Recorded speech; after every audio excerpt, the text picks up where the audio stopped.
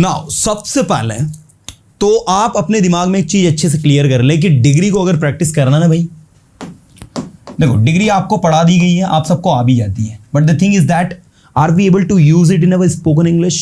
If we are, then we can say now we are well practiced. And if we are unable to use it, then I would say we need to practice it more and more. So dear students, today we are practicing degree for 10 to 15 minutes. आपको पूरा attention यहाँ पर देना है. सबको पता है degree कितनी कैटेगरीज की होती है भाई? पॉजिटिव, दूसरी कंपैरेटिव, तीसरी ऑफ कोर्स सुपरलेटिव. हम सब ने प्रीवियस सेशंस में इसको अच्छे से स्टडी किया. आज सिर्फ स्पोकन के हिसाब से हम इसको पढ़ेंगे. जब भी पॉजिटिव डिग्री की आती है तो बात एज लगा के बीच में एडजेक्टिव लगा दिया करो. रवि उतना ही अच्छा है जितना कि सोहन. फटाफट fast. Ravi is as good as Sohan. फिर से बोलो, Ravi is as good as Sohan. Sohan उतना ही ऊंचा है जितना कि रोहन. क्या बोलेंगे? सोहन उतना ही ऊंचा है जितना कि रोहन. तो Sohan is as tall as Rohan. ये एग्जाम उतना ही डिफिकल्ट है जितना यूपीएससी एग्जाम. क्या बोलोगे? This exam is as difficult as UPSC exam. बोलो फिर से, this exam is as difficult as UPSC exam. फिर से बोलो, this exam is as difficult as UPSC exam. Rohan उतना ही ब्रिलियंट है जितना Kishan. Rohan is as brilliant as Kishan. जो बोलेगा वो सीखेगा भाई, जो नहीं बोलेगा पीछे रह जाएगा. Rohan is as brilliant as Kishan. Seema उतनी ही टॉल है जितनी निशा. Seema is as tall as Nisha. Come on. Seema is as tall as Nisha. Come on. Seema is as tall as Nisha. यहां का वेदर उतना ही अच्छा है जितना वहां का. Here's weather. Yeah, the weather of this place is as good as the weather of that place. You know, तो इस तरीके से आपको पॉजिटिव डिग्री में इसको बनाना होता है. अगर मान लीजिए कोई चीज नेगेटिव हो रही है तो नेगेटिव में आपको याद रखना है so प्लस एस का उपयोग करना है. एस भी लगाओगे कोई दिक्कत नहीं. जैसे मैंने कहा रोहन उतना अच्छा नहीं है जितना कि सोहन. बताइए क्या बोलोगे?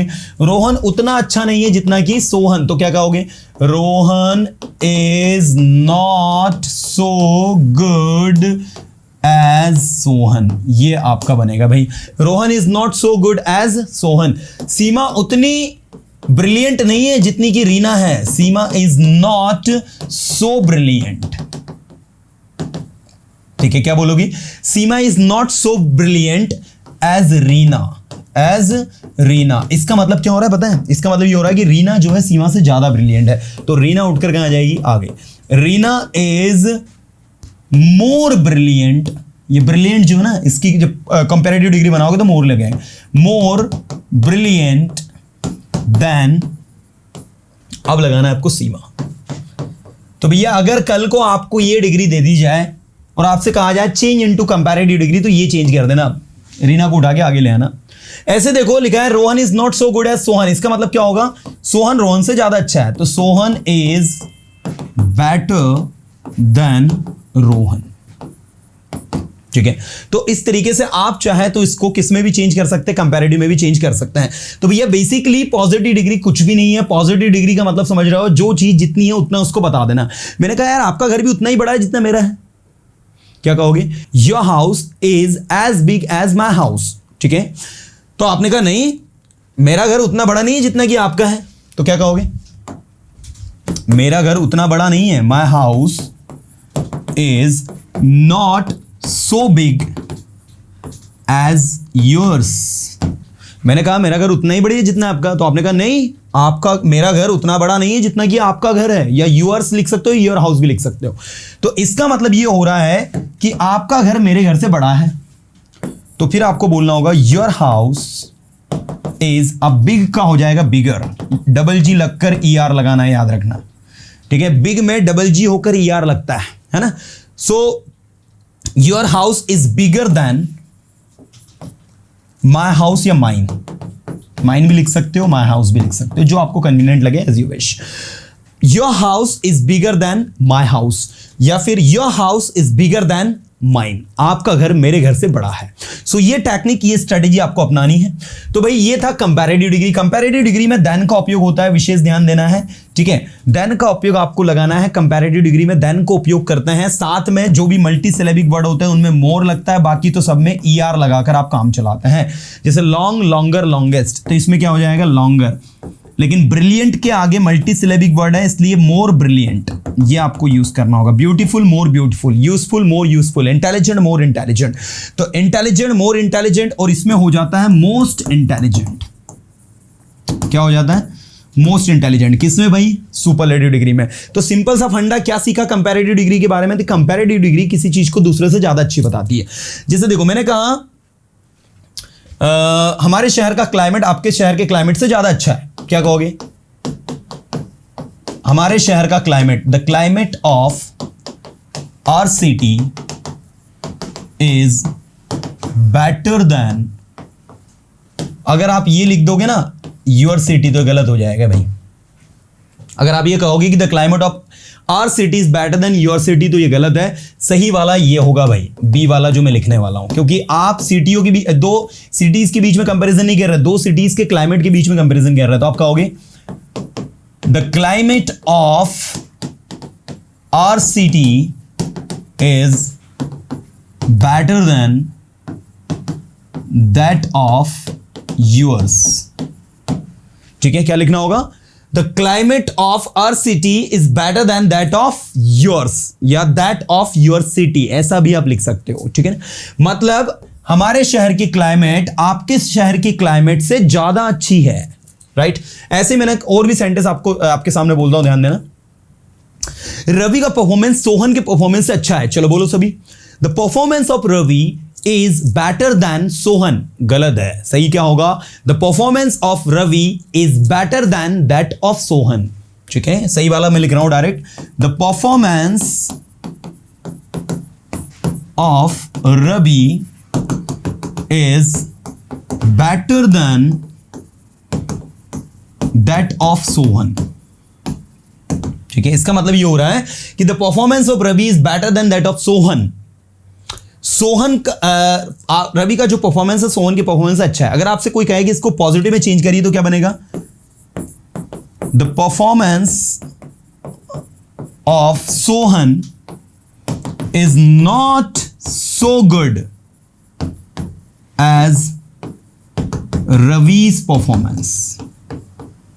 ठीक है, I repeat, the performance of Sohan is not so good as Ravi's performance. इसका हिंदी होगा कि सोहन का परफॉर्मेंस उतना अच्छा नहीं है जितना कि रवि का है। मतलब रवि का परफॉर्मेंस सोहन के परफॉर्मेंस से ज्यादा अच्छा है। तो भाई अपने आप में डिग्री कोई बड़ी डील नहीं है, डिग्री समझने वाला विषय है। तो कंपैरेटिव डिग्री में ये वाली सिचुएशन आपको अप्लाई करनी होती है, जिसमें आपको ये बताना होता है कि ये चीज इस चीज से ज्यादा अच्छी है। चलो, very good very good very good very good, पूरा अटेंशन चाहिए भाई मुझे। चलो देखो जरा, अब नेक्स्ट है आपका सुपरलेटिव डिग्री। कौन सा डिग्री है? The next is superlative degree. अब सुपरलेटिव डिग्री मतलब किसी चीज को हम सबसे अच्छा बताते हैं। मैंने कहा रीना क्लास में सबसे अच्छी लड़की, तो Reena is the best girl in the class. क्या बोलोगे? Reena is the best girl in the class. Come on, Reena is the best girl in the class. Reena class में सबसे अच्छी लड़की है। तो अब आपने रीना को सबसे अच्छा बता दिया। अब अगर आपसे कोई कहे कि चलो भाई एक काम करो, रीना को जब आपने सबसे अच्छा बता ही दिया है, आपने ऑफिशियली अनाउंस कर दिया कि Reena is the best girl in the class, Reena is the best girl in the class, तो एक काम करो इसका पॉजिटिव भी बना ही दो। तो फिर आपको लिखना होगा पॉजिटिव में कि कोई भी लड़की उतनी अच्छी नहीं है जितनी की रीना है। तो फिर रीना को हमें दूसरी अन्य लड़कियों की तरह ट्रीट करते हुए साथ में लेकर चलना है। तो पॉजिटिव में अगर हम बनाते हैं तो याद रखना, जब भी किसी को बेस्ट बता दिया जाता है, सबसे ऊपर बता दिया जाता है, तो फिर उसमें नो अदर का यूज होता है कि भाई no other girl is as good as Reena in the class. I repeat, no other girl is as good as Reena in the class. I repeat, no other girl is as good as Reena in the class. तो आपका answer आएगा no other girl, कोई भी लड़की is as good, उतनी अच्छी नहीं है एज रीना, जितनी रीना है इन द क्लास, क्लास में। ठीक है, तो ये हो गया पॉजिटिव। कोई कहे कि काम करो कंपैरेटिव डिग्री में चेंज करो, तो कंपैरेटिव डिग्री में चेंज करने का क्या रूल होगा? कंपैरेटिव डिग्री में चेंज करने का रूल ये होगा कि रीना सबसे पहले आगे आएगी। Reena is better then, Reena को दूसरी अन्य लड़कियों से अच्छे बताना, तो हम क्या कहेंगे? Reena is better then any other girl in the class. ठीक है, आप इसका इंग्लिश बनाओगे तो आप बनाओगे Reena is better then any other girl in the class. Reena is better then, come on, Reena is better then any other girl in the class. तो इसका मतलब होगा रीना दूसरी अन्य लड़कियों से क्लास में ज्यादा अच्छी है। इसी तरीके से हम लोग एक और एग्जांपल देता हूं मुझे आप लोग कमेंट करके बताना कि इसका क्या आंसर होना चाहिए। मैंने कहा Sohan is the most creative student in the school. ये जो है पॉजिटिव सुपरलेटिव में बना हुआ है, आपने देख सकते हैं हमने लिखा the most creative, superlative degree के आगे द लगता है, यहां भी देखो हमने द लगाया था बेस्ट के आगे। So Sohan is the most creative student in the school. अब आप लोग जो है खुद दिमाग लगाओ कि अगर इसको हमें पॉजिटिव में चेंज करना होगा तो क्या करेंगे, वही रूल अप्लाई करेंगे, नो अदर वाला। बताइए, बोलो सभी, नो अदर। अब बॉय की बात नहीं हो रही, स्टूडेंट की बात हो रही, तो स्टूडेंट लिखेंगे no other student is as creative as किससे, सोहन इन द स्कूल। क्या यही बनाया था आपने? ठीक है ना, यही बनाया था।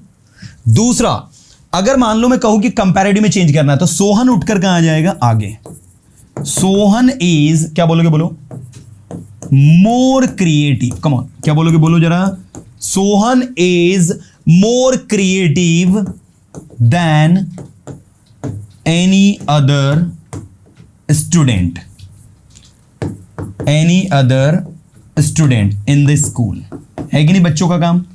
बहुत आसान है, डिग्री इज वेरी इजी, बहुत आसान है। ठीक है, so Sohan is more creative than any other student in the school. मतलब सोहन जो है दूसरे अन्य स्टूडेंट से स्कूल में ज्यादा क्रिएटिव है, ज्यादा क्रिएटिव है। ओके, तो ये इस तरीके से आपका हो गया। तो भाई डिग्री जो है it's not a big deal. अब मैं आपसे रैंडम सेंटेंस पूछ रहा हूं back to back that would be based on any degree and you guys have to translate it from Hindi to English. So let's begin. आज का मौसम उतना ही अच्छा है जितना कल का था। क्या कहेंगे? टुडेज वेदर या the weather of today is as good as the weather of yesterday. बोल कर देखो एक बार, आज का मौसम उतना ही अच्छा है जितना कि कल का था। Today's weather, the weather of today is as good as the weather of yesterday. ये बुक उतनी अच्छी नहीं है जितनी कि वो बुक है। बोल कर देखो, ये बुक उतनी अच्छी नहीं है जितनी कि वो बुक है। क्या बोलोगे इंग्लिश में? This book is not so good as that book. As that book. As that book. Reena की स्पीच सीमा की स्पीच से ज्यादा अच्छी है। क्या कहोगे? The speech of Reena is better than the speech of Seema. एक बार बोल कर देखो, the speech of Reena is better than the speech of Seema. या that of Seema ऐसा भी आप बोल सकते हो कि the speech of Reena is better than that of Seema. ऐसा भी आप कह सकते हो, there is no problem.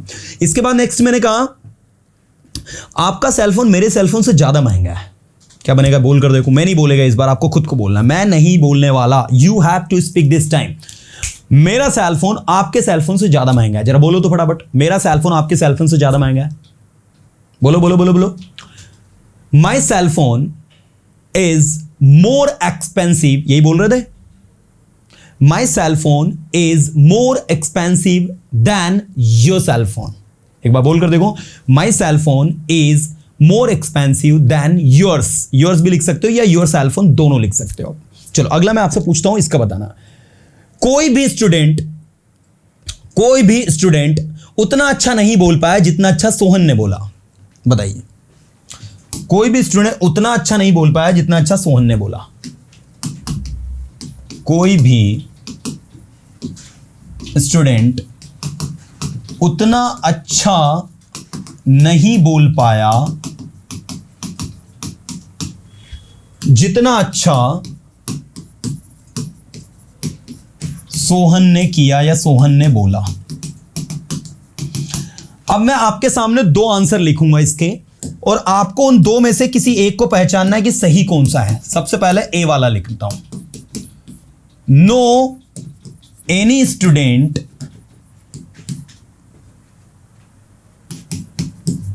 could speak as good as Sohan did या Sohan spoke.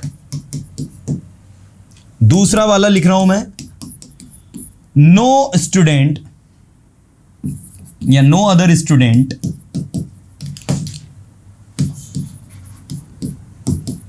could speak as good as Sohan did या सोहन स्पोक। चलिए बताइए भाई, ए और बी में से कौन सा सही है? एक ही सही है इसमें से। Now you have to make comment and you have to identify which one is right. आपको बताना है इन दोनों में से कौन सा ज्यादा सही है।